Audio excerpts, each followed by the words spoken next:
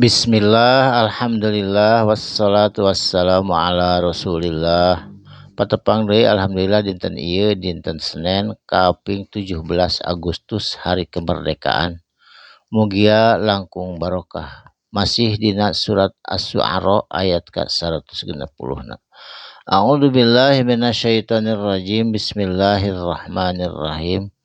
Kadzabat qaumul Lutin, geus ngabohongkeun kaum Lut, geus teu percaya kaum Lut, tegasna negeri Sodom di Suria di caket Damaskia.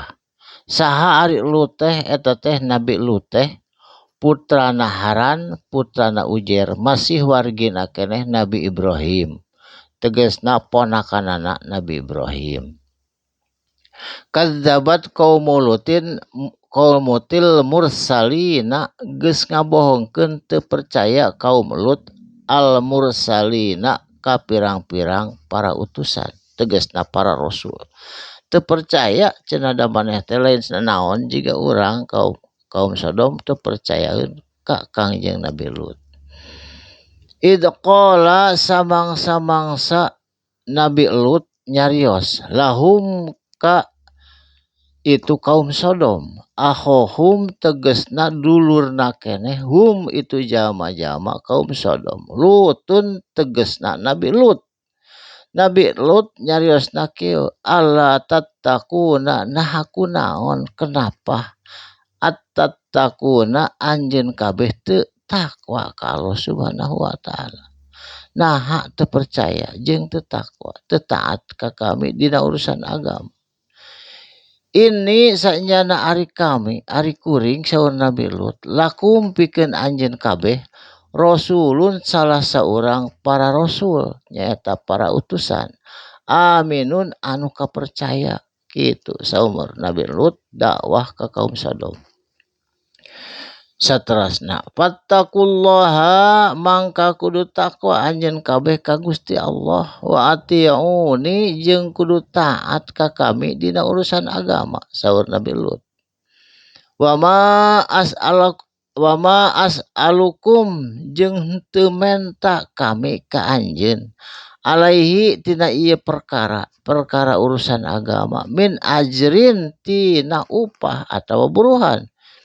In ajriya henteu kami menta illa kajaba ala rabbil ka Allah rabbil alamin anu mangeranan sakabeh alam. Kitu lillahi ta'ala na Nabi Lut henteu hoyong dipaparin ku umatna, hoyong oge menta ka Allah Subhanahu wa taala tina naon perkara rezeki sareng anugerah atawa rahmat Allah karidoanana.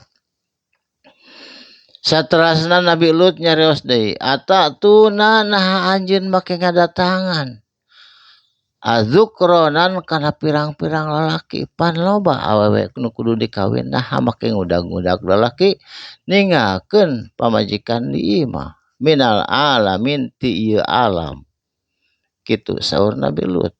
Saterusna wa tazarruna naha anjeun make ninggalkeun pamajikan anjeun awewe istri anjeun mikaresep ka lalaki sejenis LGBT lamun ayeuna mah.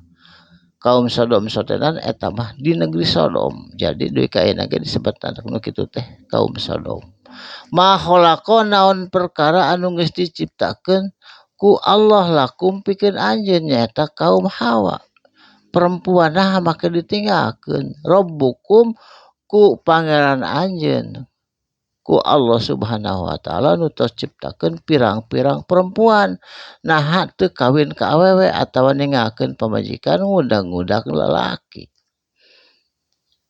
Min azwajikum ti istri-istri anjeun atawa pasangan anjeun, tegasna awewe ditinggalkeun, bal antum bahkan anjeun kaumun adun kalebet jama-jama, anjeun mah kaum adun kaum-kaum anu melampaui batas. Qalu ngajarawab itu kaum Sodom waktu sarita ka Nabi Lut, la illam tantahi jeung lamun anjeun teu eureun ya Lutu he Lut teu eureun kana nyaram kuring ngudag-ngudag lalaki, kuring bogoh ka lalaki. Lamun anjeun wae nyaram wae latakunanna tangtuna anjeun bukti minal mukhrajina kalebet jalma-jalma anu diusir nu dikaluarkeun ti ieu negeri. Kitu ancaman kaum Sodom ka Nabi Lut. Qala Nabi Lut ngawaler, ini sanyana ari kuring ari kami li amalikum kana pagawean anjeun ieu nyaeta bogoh ka lalaki jeung lalaki bogoh ka lalaki minal qalina kalebet eta teh pagawean nu dibenci ku kami jeung dibenci ku Allah Subhanahu wa taala. Saterasna Nabi Lut ngadoa ka Allah. Rabbi duh pangeran abdi, ya Allah. Najini selamatkeun abdi, salamatkeun abdi ya Allah.